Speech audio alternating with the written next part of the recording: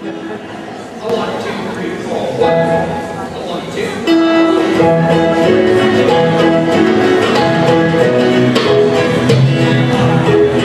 Children all over the earth, clap your hands and sing. Children all over the earth, clap your hands and sing. Sing out a happy heart, great love God can bring to children all over the earth.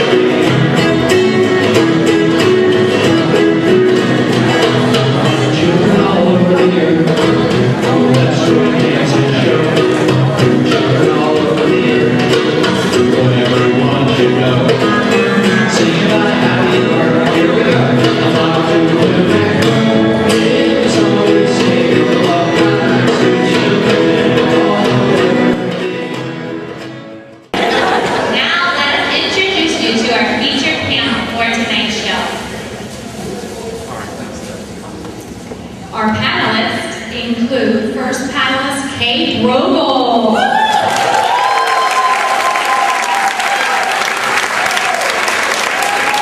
Kate Rogel, as you can tell, reigns from the west side of town and has been with IJPC since its beginning. This says nothing of her age, but rather her experience and how hard the questions will be tonight.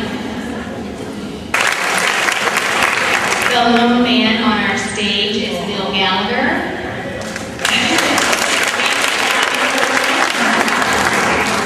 He is a defense attorney from Chicago. 16 years ago, Beth kidnapped him and brought him here to our fair state, and no one has come, not even Blago, to come and find him. But we're making fine use of him in Ohio. He's been on the Ohio Sentencing Commission. He's been a leader of the Ohio Criminal Defense Lawyers Association. He founded one of the founders of the Ohio Innocence Project, and he serves on the Hamilton County Public Defenders Commission as well.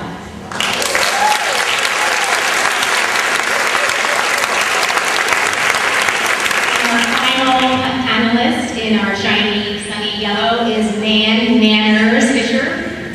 She is sometimes called Nanners the Clown. I can't verify the ministry behind that, but it did exist. Nanners is from the liberal bastion of Hamilton, Ohio, and has done much of her professional work here at Ursuline Academy as both the campus minister and the director of community service for many, many years.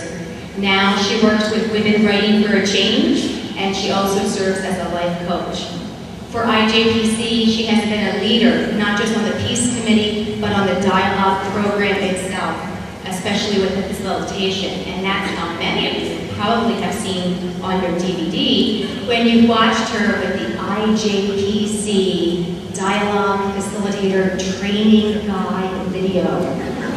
Now, she has been trying to get royalties from us, so please thank you. Our opening panel is on our Peace and Nonviolence program. Okay, the first question is for you. The hardest questions are for Kay. Don't tell me. Kay, IJPC has shined the light on the need to end the war in Iraq since before it began. Which one of the following is not an example of IJPC's organizing? A. Al Jazeera, the New York Times, and many other media outlets covered the mobilization on the 5th anniversary of the war in Iraq. Amidst freezing rain, 800 people held 2,000 shirts, stretching a mile long, as part of the Empty Shirts Lost Lives witness. B.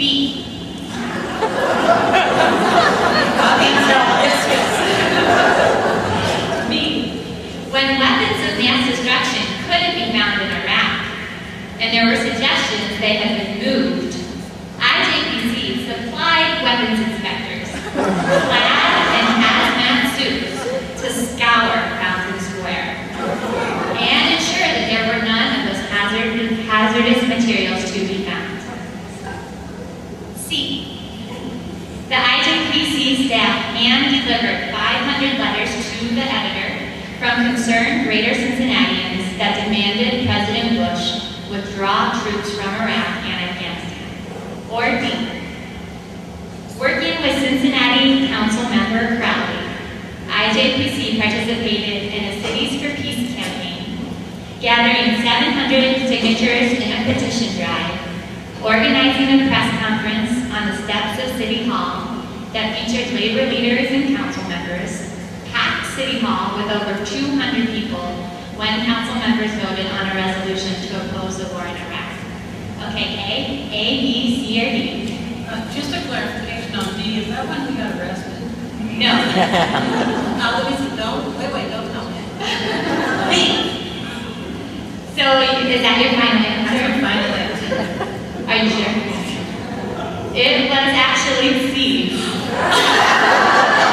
did have two people in hazmat suits do a thorough check of Fountain Square during lunch hour, and we have the pictures to prove it. So you can rest assured they were not there. We were on top of it. So I would say no points for that. Okay, Bill, the next question is for you. IJPC has always been concerned with the lack of critical thinking on important social issues facing our country. Because of this, we began an offshoot program under the Peace Committee to encourage civil discourse. The program is called A, Think Before You Talk, B, The Glenn Beck Hour, C, Justice for Thinkers, or D, The Day of Dialogue. Can't be Glenn Beck. How about D? D, The Day of Dialogue, and that is correct. 1 point for you, Mr. Gallagher. Nan? Can I have the last question on you? It's going to be a heated fight, folks.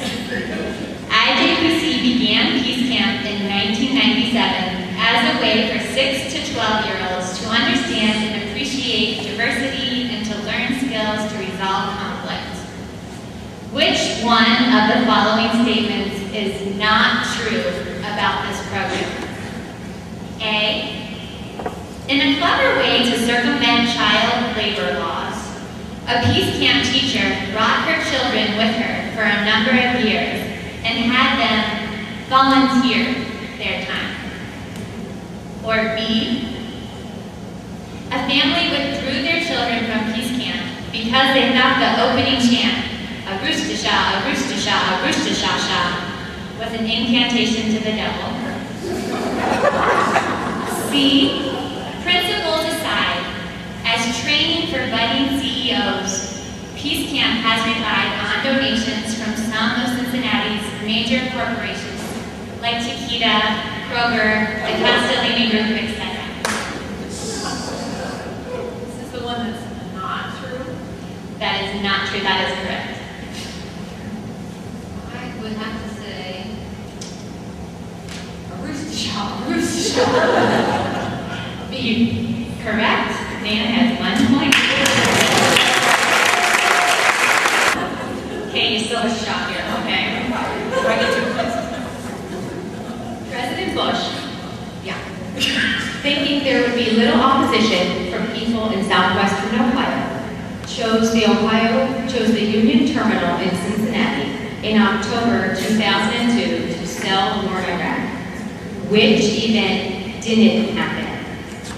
A, IJPC and others organized the biggest area peace demonstration since the war in Vietnam, mobilizing 5,000 people of all different backgrounds in a window of 3 days. B, when President Bush came to visit, one of his secretaries confused our IJPC with the International Junior Patriots of Conservatism. The secretary contacted IJPC to hold a pro-Bush rally. Or C, Bush made a speech in which he said the following: If we know Saddam Hussein has dangerous weapons today, and we do, does it make any sense for the world to wait to confront him? Okay. Good job. Yeah! 1 point for Ken. Can we have a raise of hands of anyone who was at the event outside Union Terminal? Thanks. Each year at Christmas time, IJPC invites families from the Latino community to come and share in a Christmas meal and festivities. Thanks to donors, each child receives a present. One of the highlights that occurred last year was A, fake snow was thrown from the rafters from volunteers while the group sang, "I'm Dreaming of a White Christmas." B, each child wore a tiara that read, "Liberty Tax Service." C, Sister Alice sang Silent Night a cappella.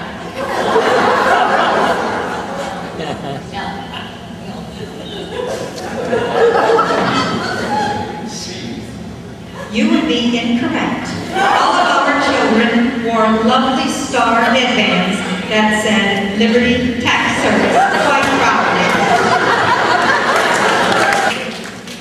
Man, IJPC strives to work towards an economy that works for all. Which of the following groups has IJPC not supported in their organizing efforts? A, Justice for Janitors. B, Unite Here Hotel Workers. C, Corn Detasselers of Iowa. D, Immokalee Workers of Florida. What was D? Immokalee Workers of Florida. I would have to say the Corn Detasselers of Iowa. And you would be correct, because they have never approached us if, in fact, they exist.